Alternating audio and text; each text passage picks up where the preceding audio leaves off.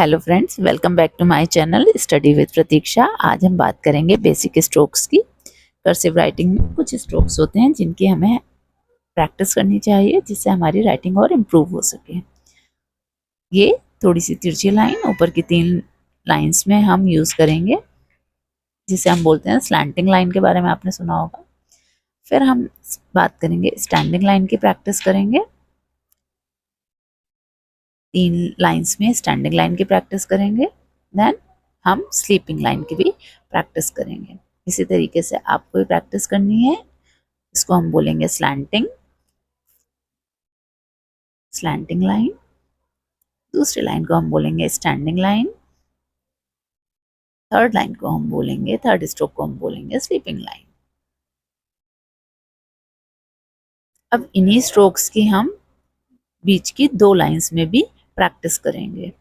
जो मिडिल की 2 लाइंस होती हैं, इनमें प्रैक्टिस, जैसे हम स्मॉल अल्फ़ाबेट्स का लिखते हैं तो उसके लिए हमको बीच के बहुत सारे लेटर्स होते हैं जो 2 लाइनर्स होते हैं, तो उनके लिए मिडिल जोन लेटर्स की हमने बात की थी। तो मिडिल जोन वाले लेटर्स के लिए हम इनकी प्रैक्टिस करेंगे।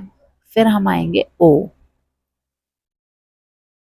इस तरीके से हम सर्कल बनाते हुए चलेंगे, स्मॉल एंड कैपिटल दोनों तरीके से। इनकी भी प्रैक्टिस करेंगे। इसके बाद में कर्सिव में हमें लेटर्स ज्वाइन करके लिखने होते हैं, तो इस तरीके से हम एल की प्रैक्टिस करेंगे। मैक्सिमम लेटर्स हम ज्वाइनिंग वर्ड्स ज्वाइनिंग ही करते हैं उनकी, तो इससे हमारा स्ट्रोक्स, एंडिंग स्ट्रोक जो होता है उसका फ्लो अच्छा आता है। इसी मैंने एक ही लाइन में यहाँ पर स्मॉल और कैपिटल दोनों का यूज़ कर लिया है। आप अलग अलग प्रैक्टिस कर सकते हैं। फिर हम बात करेंगे जिगजैग लाइंस की। जिगजैग लाइंस जैसे वी, डब्ल्यू, इस तरीके के वर्ड आते हैं, उनके लिए हम लोग इन स्ट्रोक्स का यूज़ करते हैं। तो आप इन सब की प्रैक्टिस करिए और अपनी हैंड राइटिंग में इम्प्रूवमेंट कीजिए।